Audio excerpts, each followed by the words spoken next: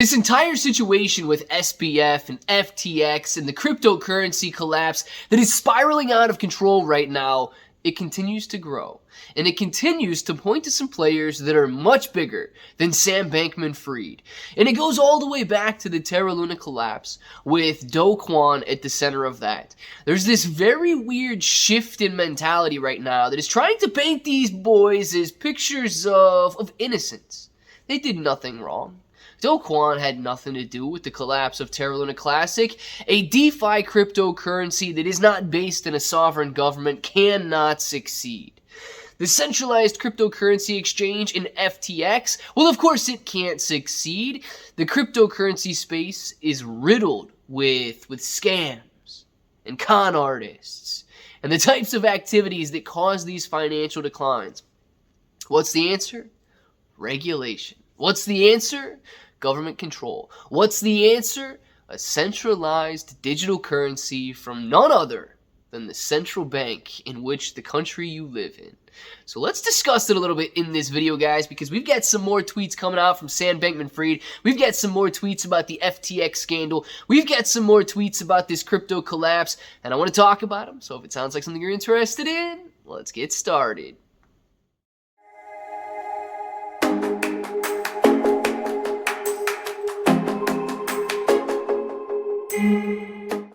What's up, everybody? I'm Clay. I'm here to make 2022 the best year ever. If you haven't clicked that subscribe button, make sure to subscribe to the channel. Join us, become a bro. We're here every single day, and we are growing our portfolios together. And look, if you're brand new to investing, you don't know how or where to buy stocks and crypto, you got a link in the description below for Webull. It is super simple to set up your account. Any deposit, you guys are getting at least 6 free stocks, up to 12 free stocks, and $1 crypto trade is going to get you $5 in free crypto.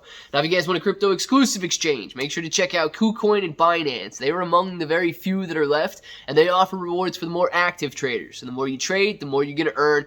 But I want to jump into these tweets, and I want to talk a little bit about the similarities in Do Kwon and Sam Bankman-Fried. And I want to talk about the overwhelming just like misdirection that is taking place right here, right now, and the route that we are headed. So, once upon a time, this is Sam Bankman-Fried here, once upon a time, a month ago, FTX was a valuable enterprise. Well, was it really? I mean, come on, Sam. Was it really? All the smoke and mirrors were there a month ago. The problems were there a month ago. You just might not have been aware of them. The public certainly wasn't aware of them. So I don't really think that it was a valuable company a month ago. FTX had $10 to $15 billion of daily volume, roughly $1 billion of annual revenue, $40 billion of equity value. Well, dude, equity value based in nothing is still just nothing. We were held as paragons of running an effective company, but little did everybody know that you weren't running an effective company. I was on the cover of every magazine, and FTX was the darling of Silicon Valley. We got overconfident and careless. Yeah, sure. And problems were brewing, larger than I realized.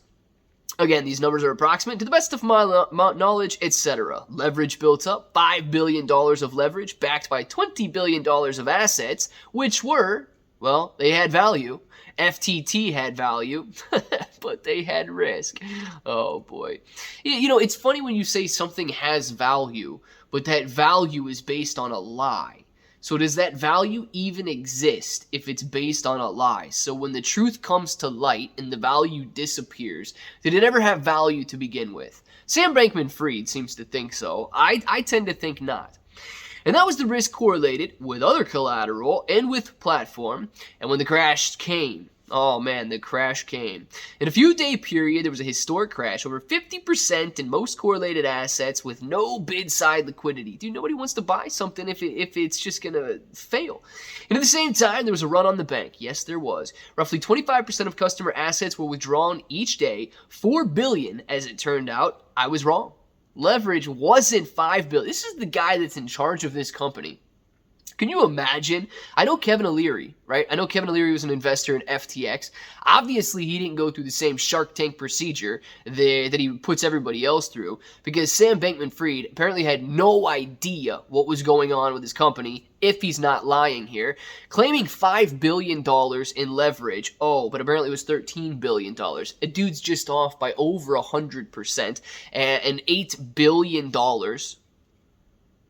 it's a lot of money, man. It's just mind-blowing how these people's minds work and think that an $8 billion mistake, no big deal.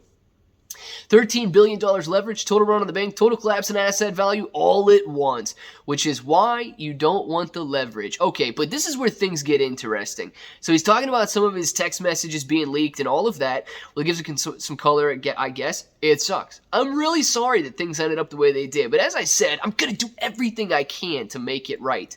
This guy doesn't even know the difference between 5 and 13 billion. I don't think he's the one we want making things right, but hey, maybe he can try. Right? Maybe he can try. And I'm starting to believe that this dude is a pawn in a much bigger game and that maybe he didn't do anything wrong and he's just clueless. That's what it seems like, at least at this point. That's the narrative that they are trying to push at this point. Here's where the things get very, very interesting.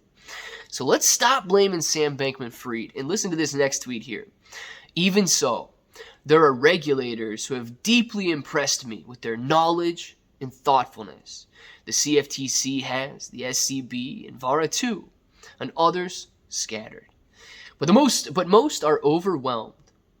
Oh man, it is really hard to be a regulator. They have an impossible job to regulate entire industries that grow faster than their mandate allows them to. And so often, they end up mostly unable to police, as well as they ideally would like to. This means interacting with regulatory structures can be really frustrating. A huge amount of work, much of it arbitrary, and relatively little customer protection. Well, forget that. You all deserve frameworks that let regulators protect customers while allowing freedom. And just to go on down there, to sum it all up, he says, anyway, none of that matters now. What matters is what I can do my best at, and doing everything I can to restore FTX customers. But I want to focus in on that real quick. Do Kwon, okay? They're trying to paint a picture of Do Kwon right now is this innocent guy who is trying to revolutionize the financial industry in a truly decentralized stablecoin. A stablecoin that, if successful, would alleviate us from the risks of sovereign governments, the control of sovereign governments, the control of politics, and allow a truly decentralized financial field to exist. That guy's shot down. That project destroyed. DeFi. Well, who stands the most, or who stands to lose the most from a truly decentralized financial system?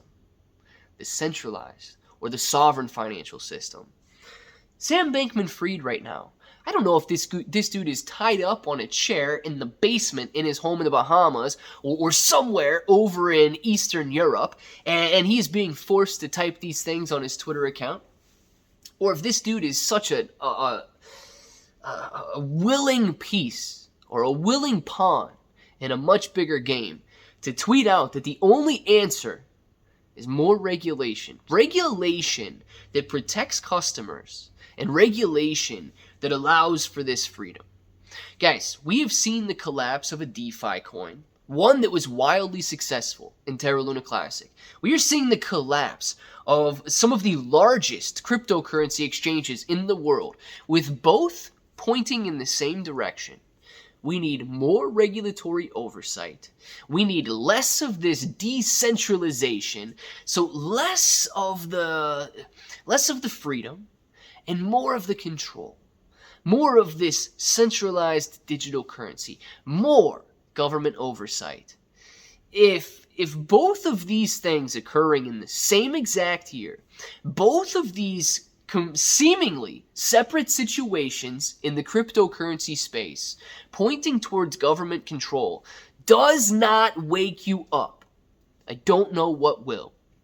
I think the cryptocurrency space has a long way to go before, one, it either has that final boss match where DeFi dies or DeFi reigns true.